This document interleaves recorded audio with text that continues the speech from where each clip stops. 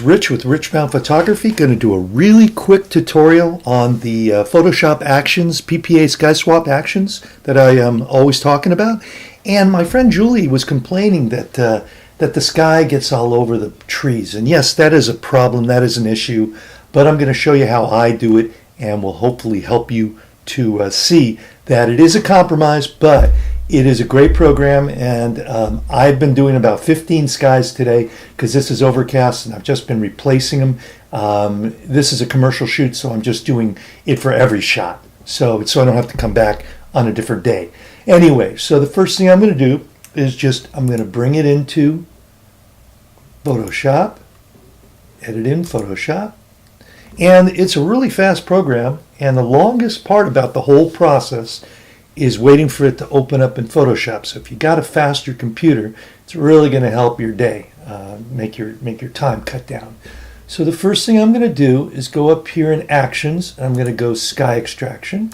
And you know how to do this, Julie, so I'm not telling you anything new. So I'm going to run that action, okay? And then I'm going to apply overlay with, I forget which one it is, but it's not really important because the important part is here. Sky replacement, I know that's where my skies are, so I'm going to pick a sky. Now I'm going to pick a sky down here that it's not really an intense blue sky, it's just a nice subtle sky. And I think that's the trick, is to really don't go for any incredible, like a super dark blue sky. Go for something, I'll show you how to do it. So anyway, I'm going to enlarge this just so it's a little going over the edges, and I'm going to bring my sky up to where I want it, right about there. I got those nice little clouds. You do want to cover the area here, and I just bring it down here a little bit because I want to cover these trees completely. So I'm going to go click OK on here, and now I have to paint this in because if you look closely you can see it's not good enough right around here. So what I'm going to do really easy is I am going to go up here in my extract mask on the right, click that, and I'm going to put it on 100% opacity, and I'm in a painting and I'm on a soft brush about medium hardness. Okay, so first thing I'm going to do is do the sky, and Julie, this is where you're seeing it, the sky is going over the trees, and that is true, but I'm just going to show you what I do to get rid of it. Now you're going to notice it in, let me bring this circle a little smaller, you'll notice it in here. But you know what? Your clients aren't going to notice it that much. First thing I'm going to do is go down here to Sky Layer. And I'm going to go at 100% opacity. When I click on Sky Layer, it is going to also just take away my sky here. So I'm going to take it away from here. I'm not going to go into the sky itself. I'm only going to go into the trees. Okay, here we go. And the buildings down here. Okay, now the trick is, here's the trick, Julie.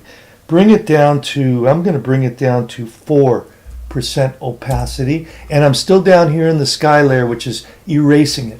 So what I want to do is just start doing little click dabs here, and I'm taking the sky away from here, and I'm just going to do a nice soft brush here. Oops, you know what? I don't know what happened to my brush. It got a little too hard. So I'm going to go in here and I'm going to make this hardness way down to no hardness, or 2%. Okay, so I'm just going to softly take away some of the sky. And I'm going to fix it, take it away in the trees. There you go.